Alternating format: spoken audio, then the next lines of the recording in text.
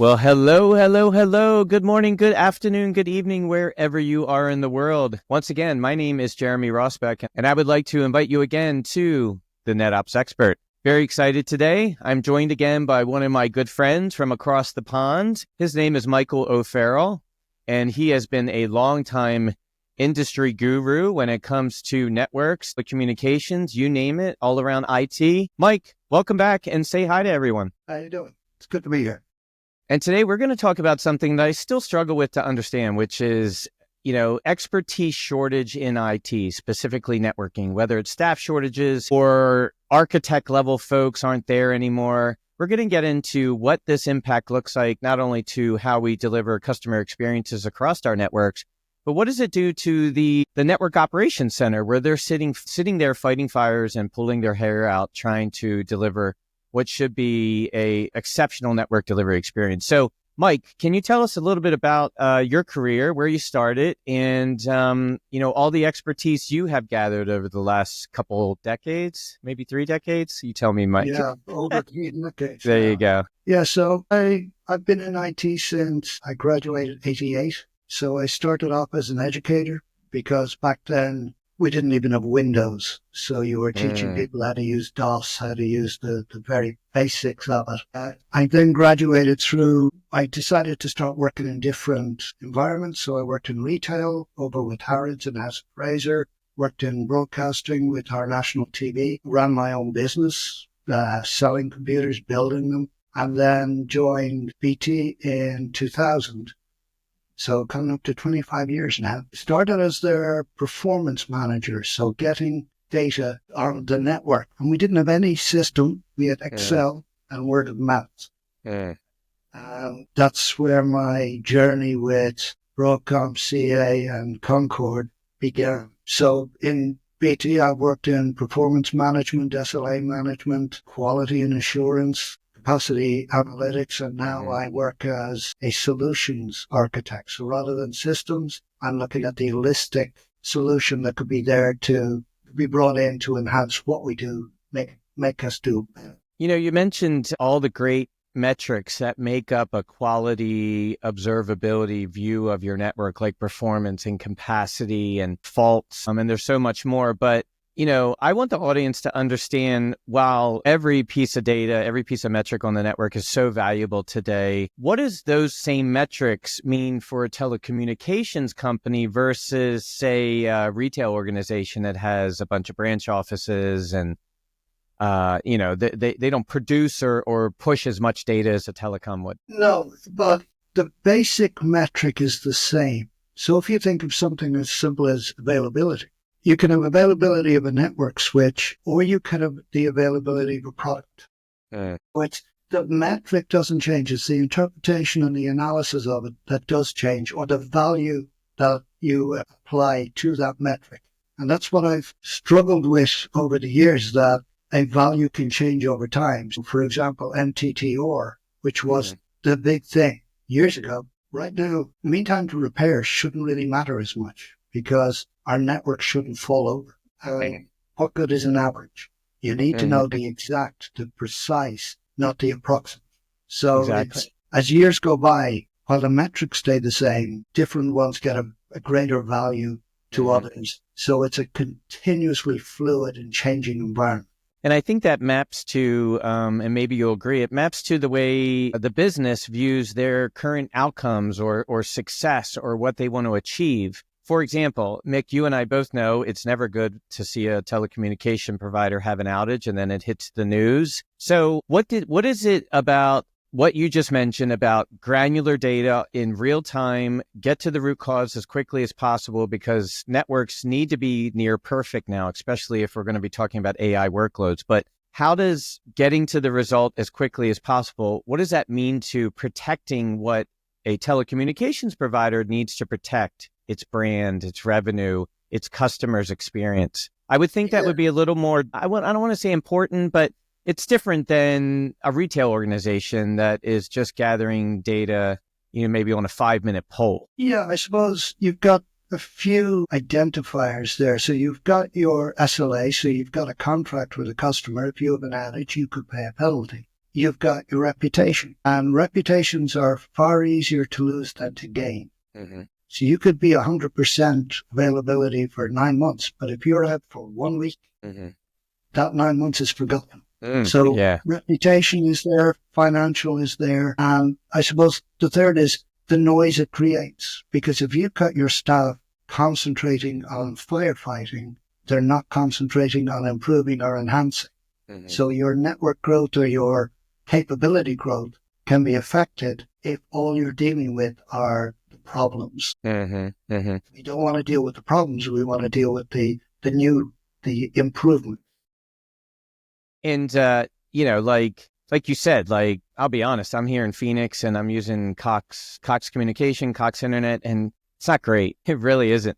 I mean, I should be knocking on wood as we record this podcast here. But, listen, if I'm in a retail store and it happens a lot, if I want to use Apple Pay and because I didn't bring my wallet and they don't support Apple Pay yet, it's not like I'm not going to ever go back to that store again, So, but if you're down for a week, man, I don't see how I could not switch to another internet provider because it halts everything that the end user does almost.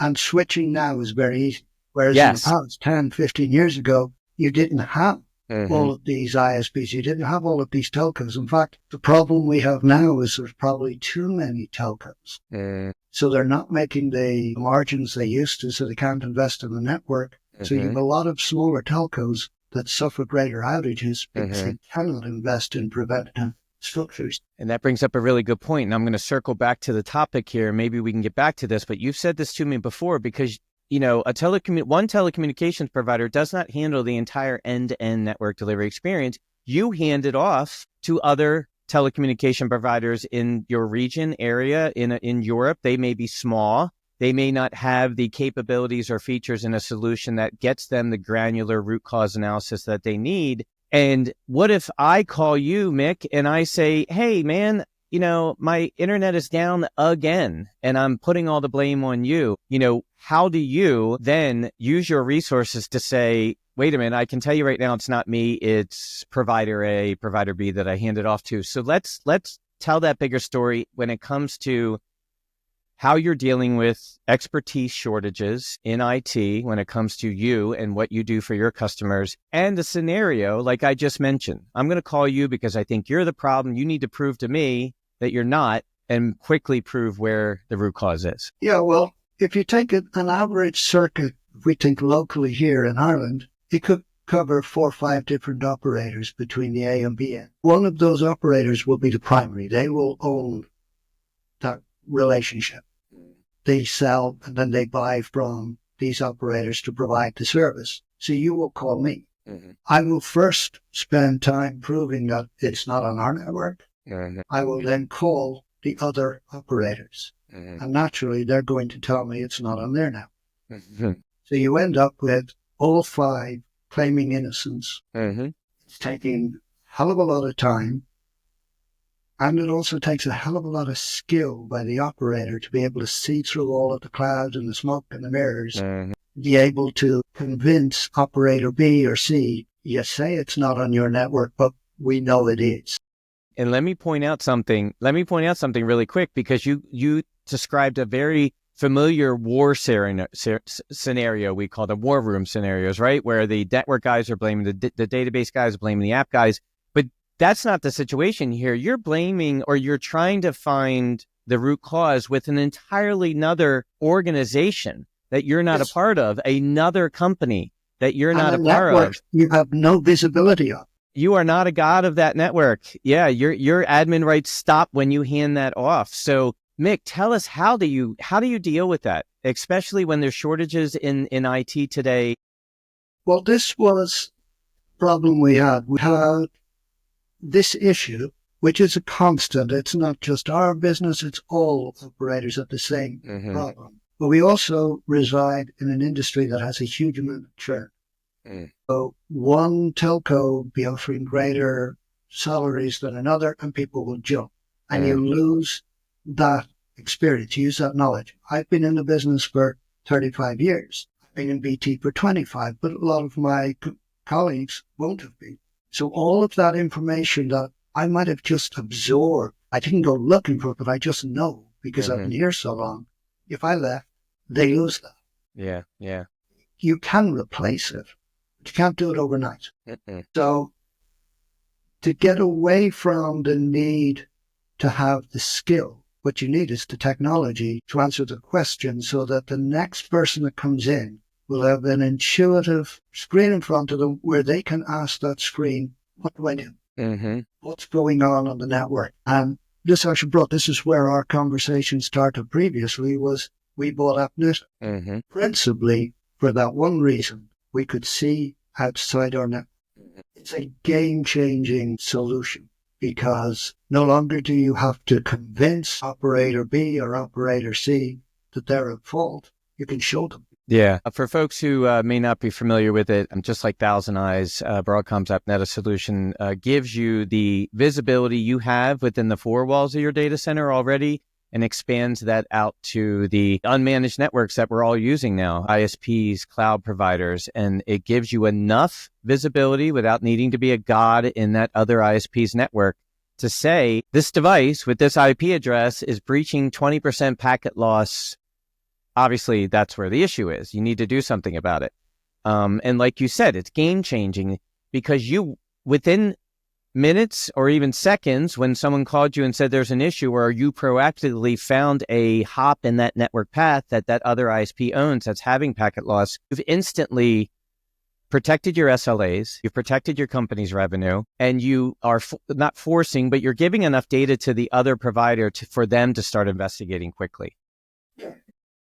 And it actually comes up where you were talking about the new networks with ISPs, etc. And this relates very clearly to the AI is what's coming next. Cloud-based, SaaS, that's what we all do. And that's what's sexy. That's what the graduates and the younger generation coming up want to be in. They want to be in cyber. They want to be in AI. They want to be creating automated services. They overlay on what you already have. Your infrastructure remains the same. And they're still going to blame the network team when they can't get their job done. And if you have this churn and people leaving and the next, someone retiring, the next person that comes in is up on AI, is up on all of that. But if you hand them a standard Nokia box and say, how's that behaving? They won't know. And they have no interest in knowing because that's the past. They want the future without realizing. And it's a conversation I had recently where someone was talking to me about AI replacing our instance of NetOps. And I had to explain to them that AI needs NetOps to exist. Why does AI need NetOps to exist? What is the four-letter word, Mike, that AI needs to make its predictions? It's data. Data. Thank you. Yes. Back to data. AI is useless. Automation is useless. Exactly. So the new generation coming in doesn't want to look at the data. They want to build the robot. They want to build the technology going forward. Yep. So what we have to do as architects now is build a foundation so that it's there no matter who comes in. They don't need to learn it. They just need to consume it. Exactly. So you make a good point. So Mick and I are recording this podcast right now. Mick, how many miles away from you is the East Coast of the U.S.? Do you know offhand? Because I'm 2,000 miles away from the East Coast now. And I'm probably the same away from the East Coast. All right. So we're about 4,000 miles across the Atlantic Ocean from each other. And folks may not understand with all of this tech, I give Mick a link, he logs in, we see each other, we hear each other, we start shooting the story out and we're joking. But does anyone realize how much technology is making this podcast recording happen between Mick and I over a 4,000-mile distance? Not only talking about the under the Atlantic cables that are helping us talk to the, right now, but that is the foundation of data, and that entire IT infrastructure between me and Mick right now is holding a vast amount of good data that the AI engines need to help you simplify your job because you have staff shortages. So Mick, tell me, what do you need from vendors out there that supply a network observability solution for you to get your job done while you have staff shortages inside of the four walls of your data center as well as outside. What helps simplify your job today when it comes to features and functionalities? It's most vendors will provide you with the means of collecting the data. That's probably the easiest part of the deal. The aggregation and collation of that data into usable metrics is where certain vendors will lead others. The presentation or the ease of access is the next layer. They are getting better. And I remember years ago using eHealth, which was fantastic until it wasn't. And then I moved to PM, which was fantastic until I started trying to do additional things and thought, it's not quite keeping up with me. Or the complexity of our networks, right? As your networks get more complex, the solution needs to simplify you managing those networks. It's a bit of that, and it's a bit of the ask of people. As the users become more confident and familiar with the platform, and they start receiving the metrics. When I started with PM, there were 3-4 users. I was using it for capacity analytics. No one in operations wanted to see it. They had no interest because they had their own poll. When we had a war room, as you mentioned earlier, with a major capacity issue, I was using PM to show them how to fix it, where to target. And it was instant. I had minute by minute polling, and they were seeing the changes they were making to resolve appear. Yeah. Then we had 100 users, but they were only using small amounts. As they got used to that, they would ask me for more and more. And I think since I've spoken to you last, we've added CCTV to PM. Explain that. And let me let folks know what PM is. So it's basically our performance collector and capacity management baselining threshold portion of our observability solution here at Broadcom. That's what Mike is referring to. So Mike, tell me about the CCTV. Is that what you called it? Yeah. So when I started using NetOps, we were looking at network data. I then expanded it out to support billing, to power measurements. Someone came to me and said, we are putting security cameras on our remote national sites. Now, there are no people there, but the camera, if it sits idle for too long, it goes into standby. And as you say, we're thousands of miles apart. When you are 100 miles apart, it goes into standby, it can lose its connection. So what was happening was it would go to sleep. And only when something occurred on site would it then wake up, but it would wake up too late to see the entry or the issue. Yeah. So it occurred to us, well, let's use PM. If we ping it every minute using ICMP, keeps it awake. We don't need to see it. I don't need to even discover it. I just need to be able to ping it. Yeah. Sort of wake, and it never falls asleep. Yeah. And that's using what is a platform that was never invented or even thought about for that sort of management. That use case, yeah, that's an amazing use case. And that's when you talk about what we need from the vendors, it's getting that mindset that a lot of times in the past, I would talk to your colleagues in Broadcom and I would say, I'm trying to do this. And they would always come back and say, give us the user story, give us I go, no, I don't have a user story. I'm trying to innovate. I'm trying to use innovation to take it to a place it never planned on being. What about the operator story? Let me tell you the operator story and help me out with that, right? Yeah, it's even more. Let me tell you the hypothetical. Something that hasn't happened and nobody's asked for. Yeah. But I know from my experience over the decades and with the changes in technology, they're going to need it. They're going to want it. Let's get there first. Yeah. So I've noticed in Broadcom that change in attitude. They come to me and say, what are you working on next? What are you thinking about? There you go. And that's when you say, what does a vendor need to do? We need to get those systems, all of those platforms, to be so customizable. I should be able to build queries that make no sense, but give me a result that allows me a defined solution. So when someone comes to me and says, tell me about my own network, I can give them the power to just enter in the fields they want, the questions they have, as they get the answer. So that when those skills that have been brought in over the years move on, the next guy doesn't need to know how the network works, doesn't need to understand how it's all put together, just needs to know, what question do I ask?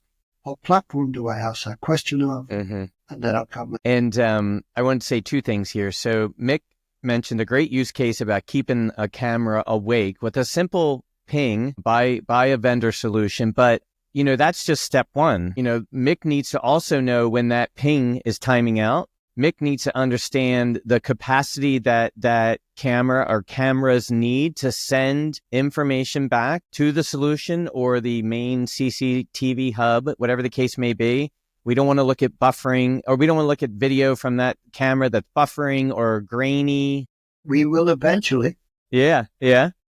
I have a plan. Good. There you go. And, so you introduce a new technology onto your network. Mick and a solution like from Broadcom needs to be able to understand everything about that technology, how it eats, how it breathes, how it sleeps, because when it goes down, Mick is the one that's going to be blamed. And I wanted to say one more thing. You mentioned there isn't a need for, and you know what? What a great thing you said, because we're talking about staff shortages or expertise shortages. You're right. Nowadays, most folks don't care and probably shouldn't care how every single device in a network path is connected. If it's Cat5, it's Ethernet, optical, Wi-Fi, you name it, satellite. But we talk about AI and how AI may improve networking. And I always say, listen, maybe one day we're going to get to the point where an L1 NOC operator comes into the job one day and he just says, hey, AI NOC bot, where do I focus my attention this morning? And that is where the data comes in from a solution that has a good observability approach. And that AI engine is just going to look at the data, analyze it quickly and go,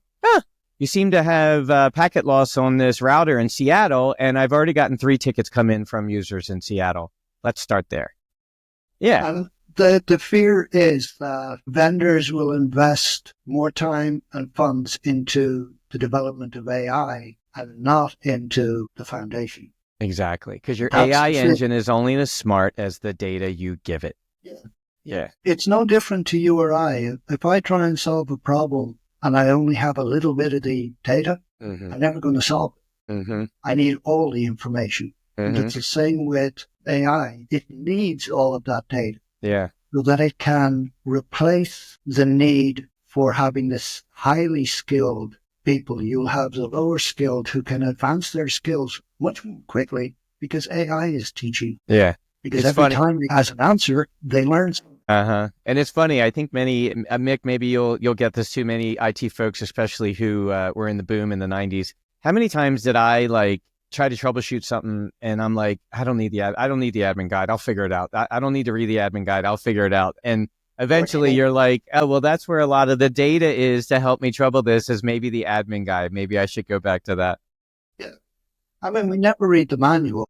Exactly. I don't know why we're like that. Until it doesn't work. Exactly. Well, Mick, this is part one of hopefully many podcasts with you, but I want to round it out. Can you give us just maybe 1 or 2 more examples of how an observability solution that helps simplify a job like yours in your career when you are dealing with expertise shortages? What would you expect other vendors to deliver in their solution? Is it event correlation? Is it topology analytics? Is it, alarm noise reduction? Give us an example where a feature helps simplify your day-to-day when you're lacking expertise on your team. Well, you've actually hit 2 nails on the head there. When one of our reasons for bringing in NetOps for the observability was noise. Our previous alarm manager was basically a northbound interface from 17, 18 element managers, thousands upon thousands of alarms. It's not even a region. You could have 4 or 5 different vendor network device vendors on the same path. Each one of them has their own element manager, which is sending back its own trap to one screen. In its own language, probably. And each with their own level of information. Some will send partial traps, some sell full traps, some just send a ping or a note. So by bringing in NetOps with Spectrum, we lowered the quantity of tickets by, I would say, about 80%.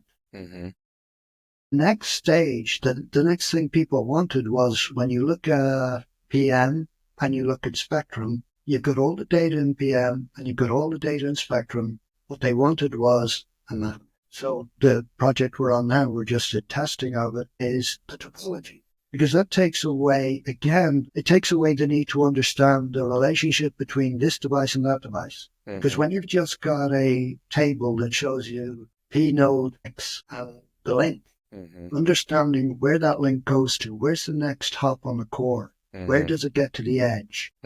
So when I want to deploy AppNeta, where do I look? There's no point in looking at the source. You want to look at the destination. The topology gives the guys in the NOC view that says, there's the destination. I can see it. I don't need to know where it is. This map has just shown me the path.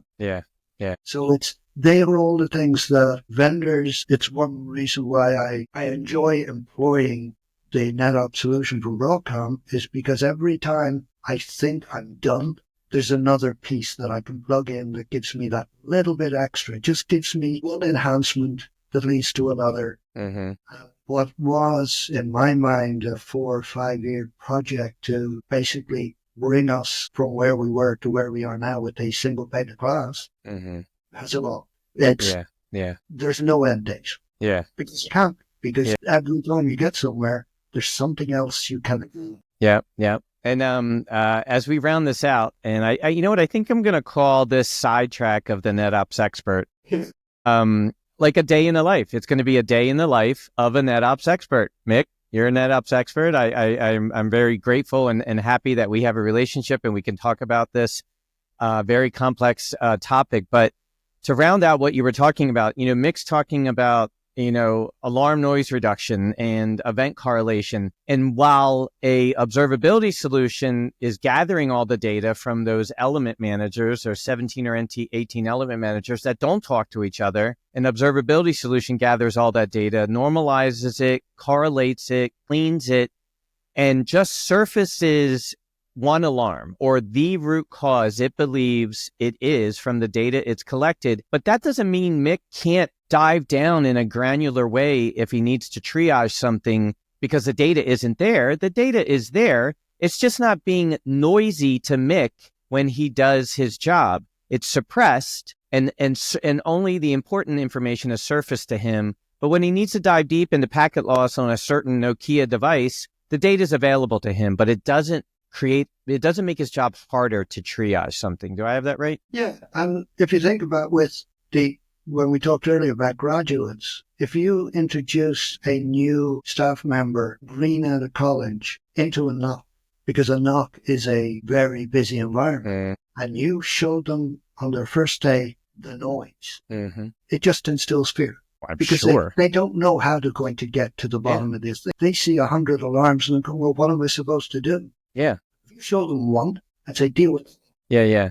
And we all live in this, I need the answer ASAP kind of instant gratification kind of life that we live in now. And that instant gratification can be delivered to a NOC engineer by just surfacing the information he needs to make the right decisions and suppressing all the noise. The instant gratification has been a part of our lives for years, way before it became consumer. Our triage, you usually had 15 minutes to triage a fault. And that was it. It had to be into the NOC and back out in 15 minutes. Yeah, because it hurts the company bottom line. Yeah, because you've got a 4-hour SLA. You can't afford to take an hour to figure out where do we send the technician. So it's 15 minutes, 20 minutes max. So having greater observability and having that root cause analysis means that 15 minutes becomes almost too much, that they don't need the extra 10 because they can get it out to the technician far more quickly. And those ones that they don't, the anomalies that you'll always have, they don't really matter as much because your targets are still being hit to a much higher extent.